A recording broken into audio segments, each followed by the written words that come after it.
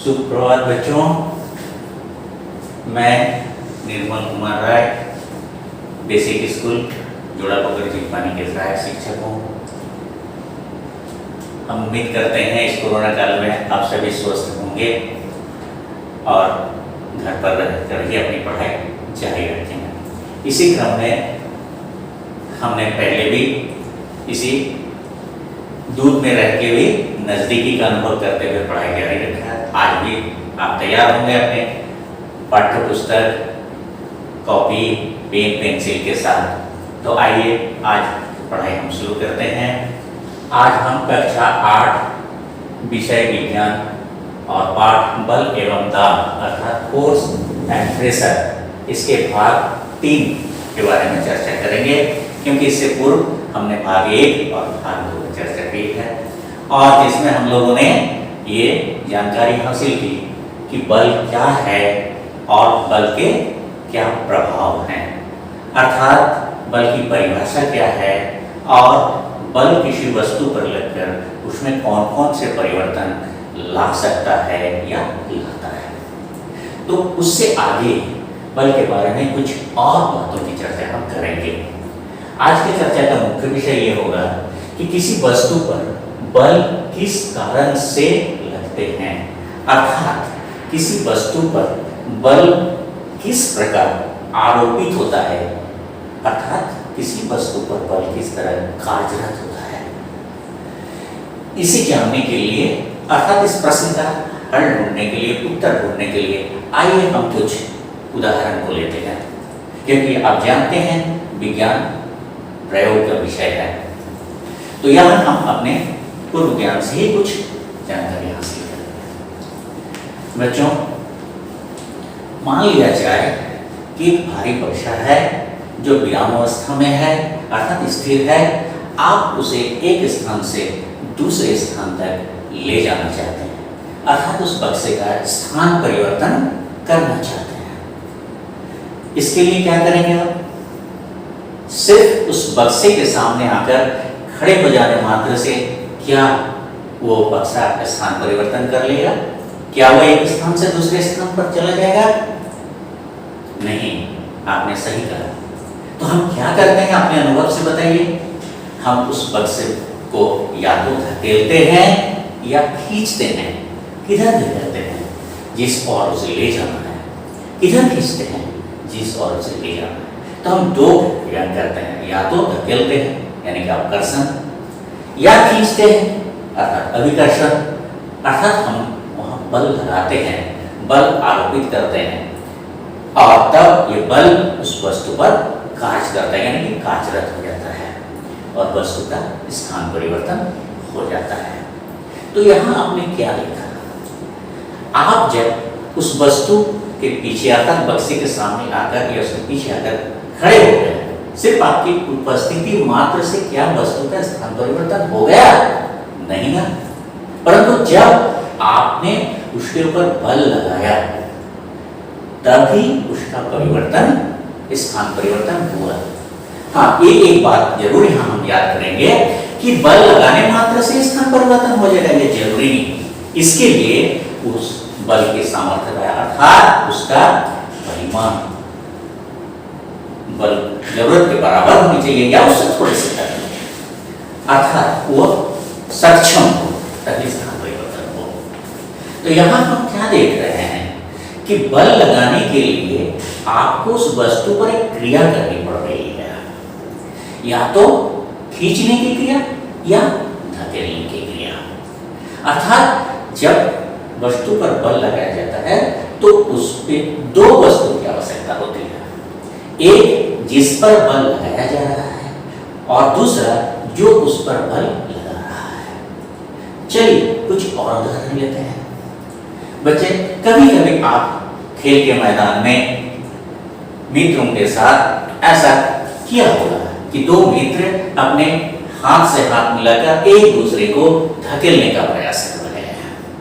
अब जरा बताइए, इस क्रम में या इस काम में कौन किस पर बल लगा रहा है?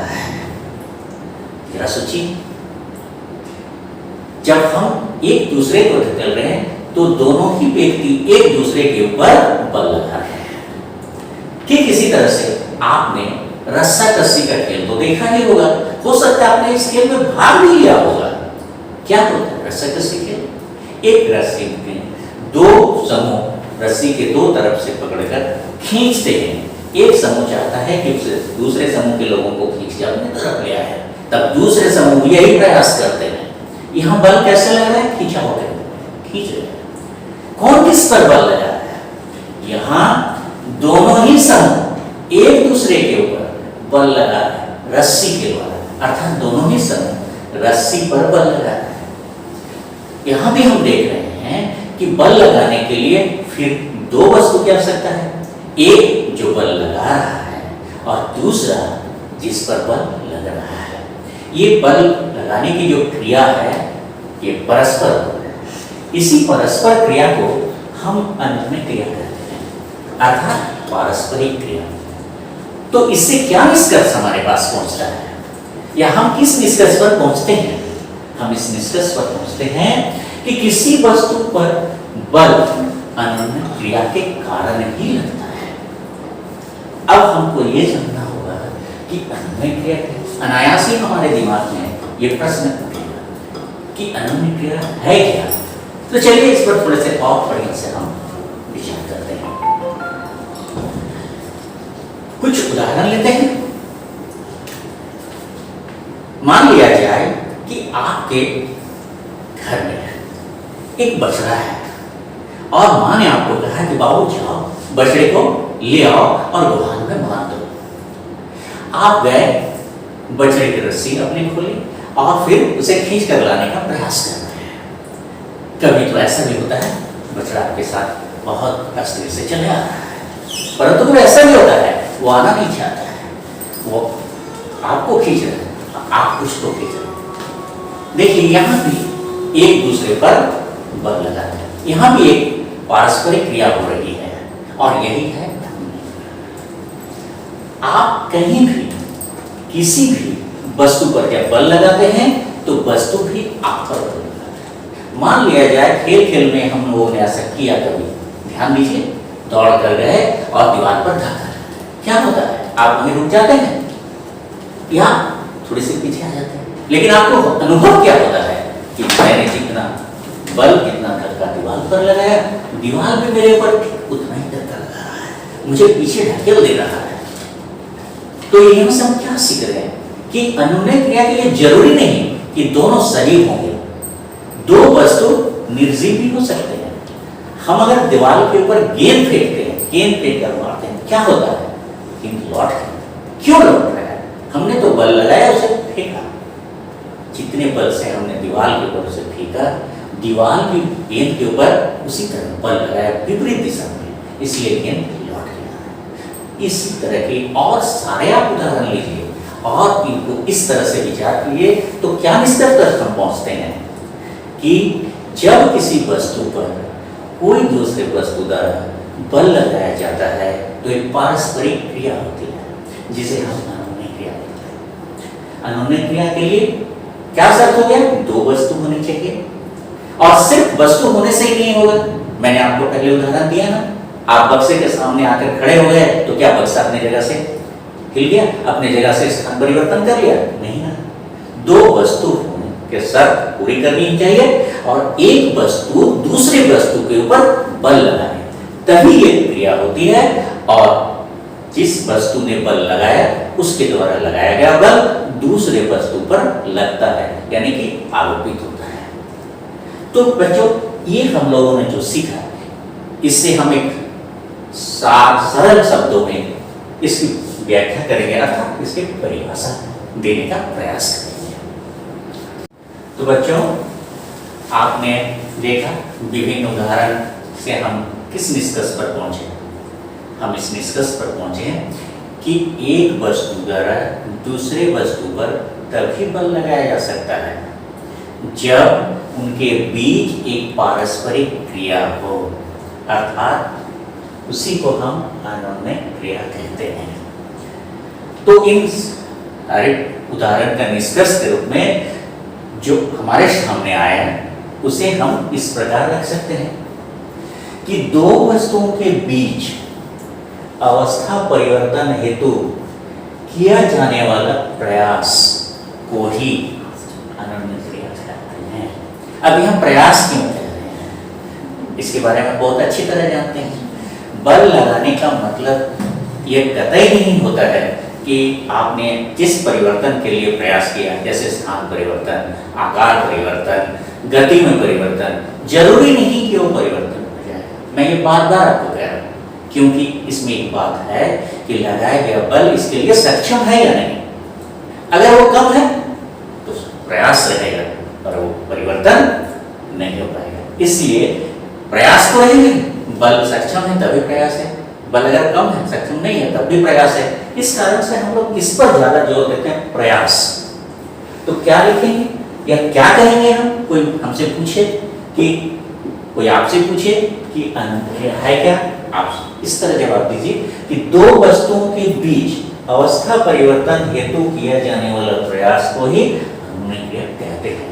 यहाँ अवस्था परिवर्तन में आप जानते हैं क्या क्या हो सकता है, स्थान परिवर्तन, गति की अवस्था में परिवर्तन, रूप, आकार या आकृति में परिवर्तन, गति की दिशा में परिवर्तन, गति की जो चाल है, वस्तु की जो चाल है उसमें परिवर्तन, ये किसी प्रकार का परिवर्तन इसमें से आ सकता है। एवं दो वस्तुओं के बीच अनन्य क्रिया के परिणाम स्वरूप उनके बीच बल लगते हैं।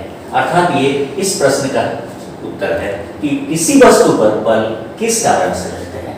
तो किसी वस्तु पर बल दो वस्तुओं के बीच अनन्य क्रिया के परिणाम स्वरूप लगते हैं। अब यह प्रश्न उठता है कि दो वस्तुओं की आवश्यकता क्यों है। तो बल के कार्यरत होने के लिए दो वस्तुओं की आवश्यकता होती है। क्यों होती है कि एक वो वस्तु जिस पर बल लगाया जाता है और दूसरे वो वस्तु जो बल लगाता है।